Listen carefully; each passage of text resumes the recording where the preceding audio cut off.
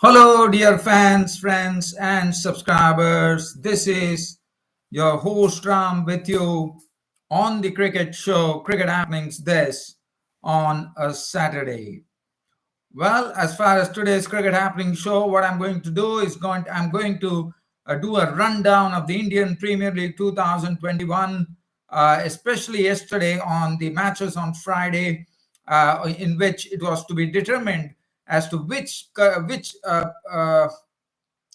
team would be clinching the fourth spot to qualify for the playoffs, and that happened to be the Kolkata Knight Riders. Even though the Mumbai Indians showed a great intention of really trying to do it, even though it was an impossible task of actually defeating the SRH by 171 runs, they racked up the highest ever score of the Indian Premier League 2021 by putting on 235 for 9 on the board against the SRH. It was quite a different thing that Mumbai Indians, Mumbai Indians won the match, but again, they definitely did not qualify, but they provided thorough entertainment in the IPL.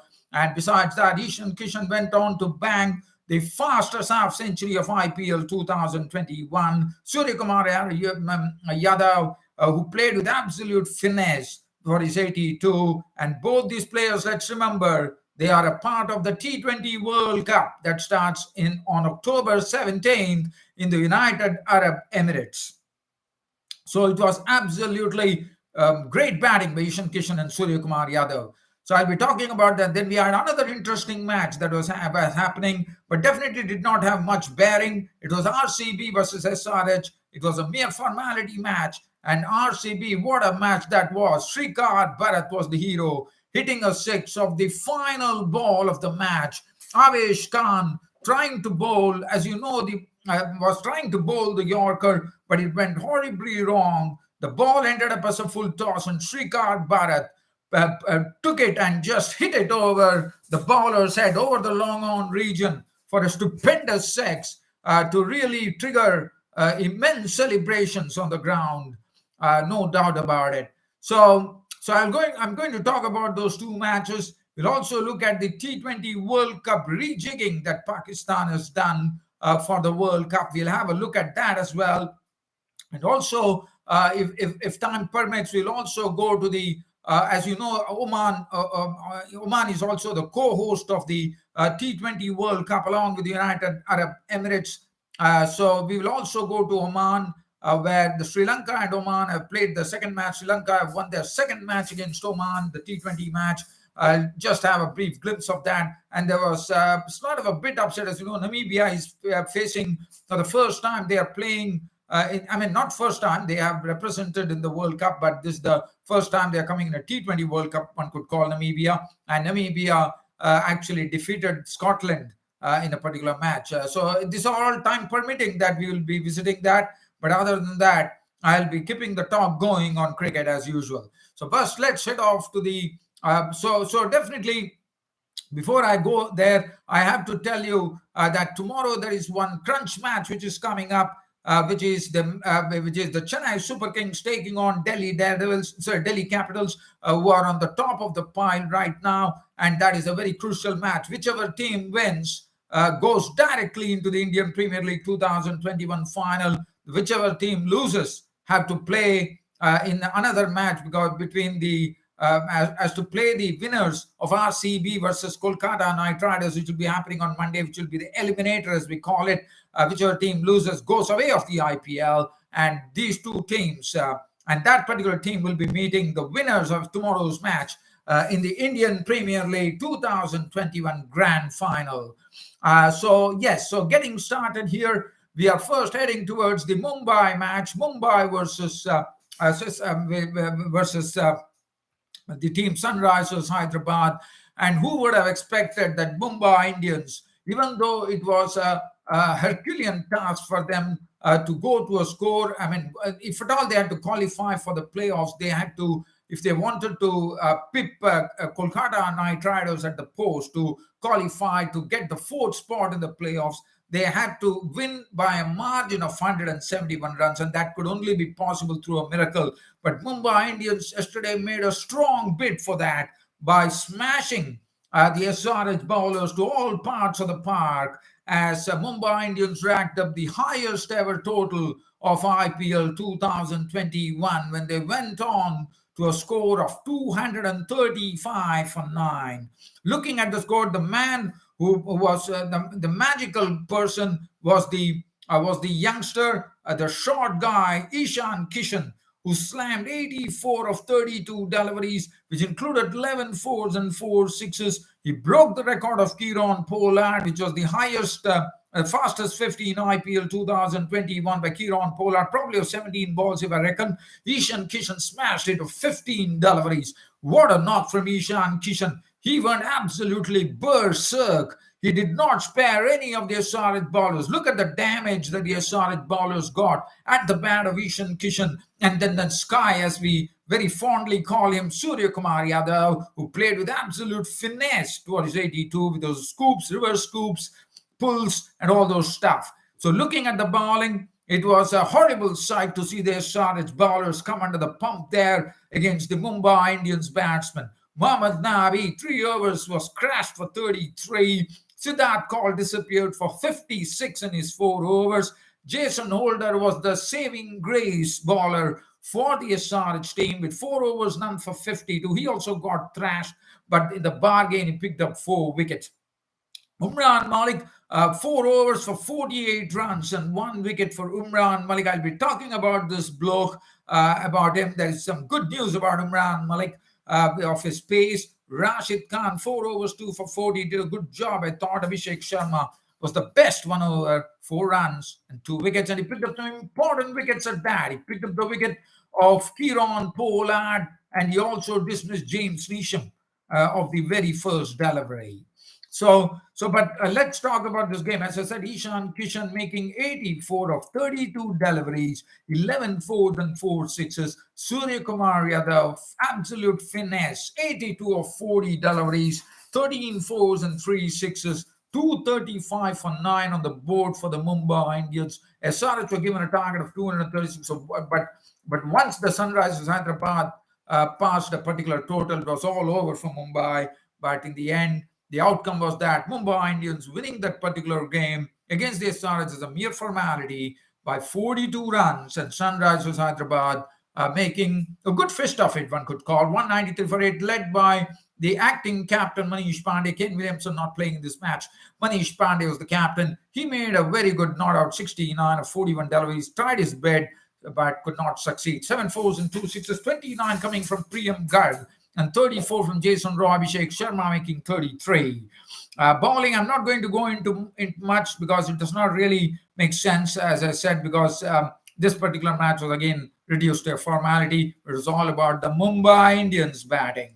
But definitely one has to appreciate the way they started. What I liked about it is that the Mumbai Indians, they know that I like that intention of the Mumbai Indians to really go absolutely berserk on the Sunrisers Hyderabad bowlers, to really say to them that they were absolutely determined to go there and show them what they were capable of. It is quite a different thing. It didn't happen. Well, we understand that, but it provided a source of great entertainment for the spectators in the United Arab Emirates. Now, let's go on to the next match. The next match was another match. This is another thriller that happened at Dubai Cricket Stadium between Delhi Capitals and Royal Challengers Bangalore. The verdict was that it was a last ball 6 by one of the talented batsmen, young wicketkeeper batsman, Srikar Bharat, who slammed the 6 of the final ball of the match, of 6 of the bowling of the fast bowler Avesh Khan, and won the match for RCB, triggering great celebrations at the United Arab Emirates Dubai ground. Delhi Capitals batting first, put up 164 for 5 on the board. Prithvi Shaw making 48 of 31, 4 fours and 2 sixes. Shikhar Dhawan making 43 of 35, 3 fours, 2 sixes. And then some contributions coming in. Rishabh Pant was out for 10, Iyer for 18. Hetmeyer crashed 29 of 22, 2 fours and 2 sixes. Ripple Patel did not allow it to rip, one could call. He was not out on 7 of as many balls with 1 4, 164 for 5 on the board for the Delhi Capitals. Looking at the bowling, Glenn Maxwell went for 29, 2 for 25. Mohammad Siraj. Garton was economical, 3 overs, none for 20. Yuzendra Chahal did his bet, 1 for 34. Patel, 1 for 34. Christian, 1 for 19. Now, Royal Challengers Bangalore were hit very hard by the bowler Nokia, who reduced the Royal Challengers Bangalore in their chase to 55 for 3 at the halfway stage, almost at the halfway stage. With Virat Kohli cheaply dismissed for 4, Padikkal out for naught, De Villiers gone for 26. But Srikar Bharat reined himself in and he ran those singles very hard. And he knew that he had to stay at the wicket, and that's what precisely won the game for Royal Challengers. Srikar Bharat made sure that he was in the end he was there, but definitely got some very good company from the informed batsman Glenn Maxwell, who went on to slam the 6th half century of this IPL season. He has been having an absolute ball here in there, and I think Glenn Maxwell's batting form is a sort of a big improvement for Australia in the T20 World Cup. I think he would be one who would be really has to be seriously watched, because his batting has come leaps and bounds. Glenn Maxwell not out 51 of 33 deliveries, 8 fours. But let's look at the last over. Avesh Khan was the bowler, 15 runs to get. Let's go on to that game and see what really happened. So let's get on to some cricket commentary here on this particular game. I will take you down to the last over that happened, and let's look at the excitement that happened at the Dubai cricket ground. So Avesh Khan was the bowler. There was the equation was 6 balls and 15 runs to get. Avesh Khan can be relied as a good bowler, but let's see what happens. Avesh Khan's first ball to Maxwell. Maxwell cleared the front leg, drove it into the mid-off for the 4 runs. So that was 4 runs nipped off and 11 runs to win. Avesh Khan bowls the second ball to Maxwell, just 2 runs, and that was the 50 for Maxi. And then the third delivery, Maxwell got a leg by. Now, Bharat was on strike. Avesh Khan bowled a delivery which probably a full and wide delivery, but Bharat probably missed the opportunity to go over the top, as he totally missed it. Avesh Khan was smiling, but little did he realize that on the last ball, it was Srikar Bharat and RCB who would be smiling, because Avesh Khan's smile was converted into a non-smile in the final delivery. But before that, the 5th delivery was bowled. Bharat took 2 runs of Avesh Khan, and now the final delivery which was coming, everybody were eagerly looking out for that with 6 to win. And Bharat got a wide delivery from Avesh Khan, as it normally happens under pressure. And then finally, more excitement as the crowd at Dubai cricket ground were watching with bated breath and were waiting to see what happened. Avesh Khan ran in. He ran in, and one was probably thinking that Avesh Khan is going to slip that fastest Yorker that is very capable of. But unfortunately, it was not to be. Normally, this happens in cricket due to pressure, as Avesh Khan ran in and trying to bowl that Yorker, missed the line altogether. It ended up into a horrible full toss on the middle stump. But also, it takes some a real doing on the part of Srikar Bharat to go real full Monty. He smacked it over the bowler's head. Long on probably thought he's going to get under it, but the ball kept on sailing. It kept sailing, and finally it was into the crowd for a 6. As I said, it was an exciting, it was a tremendous celebrations there as the RCB players came running into the ground to hug Srikar Bharat. And Royal Challengers Bangalore won by 7 wickets. What a game we had here at the Dubai cricket ground. Such was the excitement that was created in this particular match. So it was absolutely wonderful to see the Srikar Bharat, definitely a very young, talented wicketkeeper, getting the better of Avesh Khan. Now, the next thing that I'm going to talk about, we are going to talk about the squad that has been basically selected. We are talking about the team for the T20 World Cup. As you know, Pakistan selected a particular team for the T20 World Cup. Now they have made some changes. Let's have a look at the changes and let's see what's going on. As you know, the T20 World Cup is also really gaining a lot of ground here, because after the IPL, after 3 days rest, we are heading right there into the T20 World Cup. So let's see what happens to the Pakistan team. So there are a lot of changes coming in the Pakistan team. Pakistan decided to make some changes. The original team that was there, they started making changes on that. Fakhar Zaman has come back, so I'm very happy for him because I was really wondering as to why Fakhar Zaman was not figuring in the Pakistan team, but he has made his cut. He has got into the team. I think that's good news for Pakistan. As far as the changes were concerned, the news comes in today that Shoaib Malik, the experienced batsman who was not considered initially, has got an opportunity as Sohaib Maqsood has been ruled out of the T20 World Cup with an injury, and Shoaib Malik comes into the team. And also, there is a recall for Sarfraz Ahmed, the outgoing player. Was the former captain of Pakistan too. He comes back into the team. Fakhar Zaman comes back into the team. Young Haider Ali, who did well in the domestic tourneys, has come back as well. So, and the persons who are going to be unlucky to miss it is going to be the former Pakistan player Moin Khan's son Azam Khan, who is very stockily built, as we all know. He's a young guy, but he's very, very bulk, and he really hits some big sixes as well. But unfortunately, he has lost his spot. And he has been dropped. And we also see that Mohammad Hasnain, the fast bowler, has lost his spot as well in the team. So that is that's the team that Pakistan have named. As I said, we have Shoaib Malik, the experienced batsman, coming in. I think Shoaib Malik, one should keep an eye on him. He's a good player, according to me, and that is good news for Pakistan. This particular team, if you look at the Pakistan team, this Pakistan unit now is looking like a well-rounded unit right now. If I look at that, let's have a look at the Pakistan team and see the composition. I think this is a particularly strong team that Pakistan has. Babar Azam is the captain, Sharaf Khan, the vice captain, Asif Ali, Fakhar Zaman, Haider Ali, Haris Rauf, Hassan Ali, Imad Wazim, Mohammad Hafiz, Mohammad Nawaz, Mohammad Rizwan, the wicketkeeper, Mohammad Wazim Jr., Sarfraz Ahmed, Shaheen Afridi, and Shoaib Malik. Kushdil Shah, because of Fakhar Zaman coming into the mainstream cricket team, Kushdil Shah is the reserves on the Pakistan cricket team. But real excitement coming in with the T20 World Cup just coming in. But after the IPL, after 3 days of rest, the action will take place at the T20 World Cup in the United Arab Emirates. And that will be a great sight for everybody.